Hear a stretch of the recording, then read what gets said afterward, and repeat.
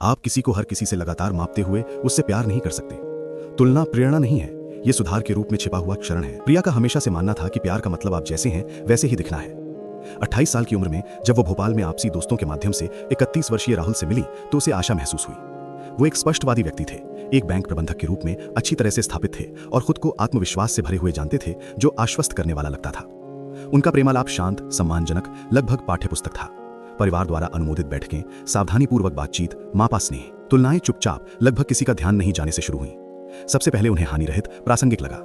मेरे चचेरे भाई ने अपने पहले ही प्रयास में यूपीएससी पास कर लिया, ऐसा समर्पण। आप जानते हैं, मेरी पूर्व पत्नी बहुत स्वतंत्र थी, सब कुछ खुद ही संभालती थी। मेरी भाभी काम और घर को बहुत सहजता से संभालती है, कभी शिकायत नहीं करती। शुरुआत में प्रिया ने इसे हंसी में उड़ा दिया। भारतीय परिवारों ने हर चीज की तुलना की, नौकरियां, विवाह, बच्चे, सफलता। यह सांस्कृतिक पृष्ठभूमि का शोर था। लेकिन राहुल की तुलनाएं बाहरी टिप्पणियों तक सीमित नहीं रहीं। धीरे धीरे जानबूझकर वे अंदर की ओर मुड़ गए। ऐसे माप बन गए जिन्हें वो पूरा करने में विफल हो रही थी। जब प्रिया ने अपने करियर के संघर्षों, छूटी हुई पदोन्नति, कठिन प्रबंधकों के बारे में बात की तो राहुल ने सहानुभूति के बजाय उदाहरण पेश किए। मेरी पूर्व प्रेमिका जब तुम्हारी उम्र की थी, उसके पास पहले से ही एक फ्लैट था, तुम्हें बस अधिक ध्यान देने की जरूरत है।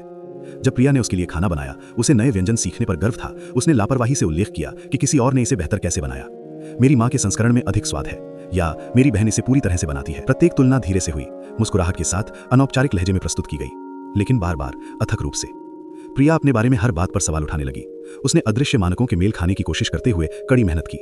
कम बोलती थी, डर था कि उसकी राय की तुलना प्रतिकूल होगी। अधिक मुस्कुराई, बेहतर प्रदर्शन किया, किसी ऐसे व्यक्ति का बेहतर संस्करण बनने का प्रयास किया जो वो कभी नहीं बनना चाहती थी। एक शाम दिखावा करते करते थक कर प्रिया ने आखिरकार वो सवाल पूछ लिया जो मन में बना हुआ था, क्या तुम मुझे पसंद करते हो, या सिर्फ ये विचार है कि मैं किसी और से बेहतर बन सकता हूं? राहुल सचमुच भ्रमित लग रहे थे। मैं बस तुम्हें अपना सर्वश्रेष्ठ बनने के लिए प्रेरित कर रहा हूं। लेकिन स्वीकृति के बिना प्रेरणा अस्वीकृति जैसी महसूस होती है। सुधार की मांग लगातार अपर्याप्तता की पुष्टि की तरह महसूस होती है। ब्रेकिंग पॉइंट उसके माता पिता के घर पर एक पारिवारिक रात्रि भोज के दौरान आया। उनकी चाची ने सहजता से एक और लड़की की, एक परिवार मित्र की बेटी की, आदर्श पत्नी सामग्री, सब कुछ जानती है, सब कुछ मैनेज करती है के रूप में प्रशंसा की। राहुल ने प्रिया का बचाव नहीं किया, पुनर्निर्देशित नहीं किया। उसने विचारपूर्वक सिर हिलाया, मानो भविष्य के संदर्भ के लिए तुलना दर्ज कर रहा हो। वो खामोशी सब कुछ कह गई। उस रात बाद में प्रिया ने इसे खत्म कर दिया, गुस्से में नहीं, नाटकीय तरीके से नहीं, बस स्पष्ट रूप से। मैं अपना जीवन प्यार के लिए प्रतिस्पर्धा में नहीं बिताना चाहता। मैं नहीं चाहता कि मुझे लगातार उन सभी लोगों के खिलाफ आंका जाए जिन्हें आप जानते हैं या जान सकते हैं। राहुल को समझ नहीं आया कि उसे चोट क्यों लगी। मैंने कभी नहीं कहा कि तुम बहुत अच्छे नहीं हो, उसने प्रतिवाद किया और मुद्दे को पूरी तरह से भूल गया। प्रिया अच्छी तरह समझ गई कि वो क्यों नहीं रुक सकती। वर्षों बाद किसी ने पूछा कि उसने क्या सीखा। वो दृढ़ता से बोली, मैंने सीखा कि लगातार तुलना करना परवाह नहीं है, ये छिपी हुई आलोचना है। मैंने सीखा कि सही व्यक्ति आपको ये महसूस नहीं कराता कि आप लगातार परीक्षा में असफल हो रहे हैं।